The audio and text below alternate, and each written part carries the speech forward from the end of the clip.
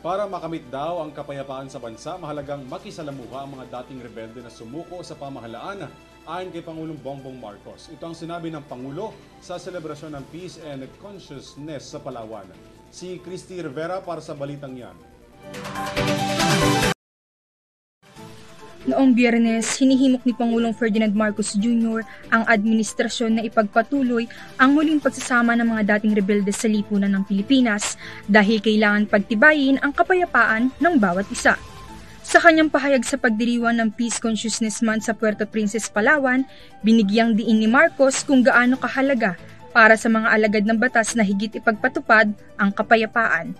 Kung kaya't naman binigyan daing ito ni Pangulong Marcos para suportahan ng gobyerno ang pagbabalik ng mga dating rebelde para sa peace process.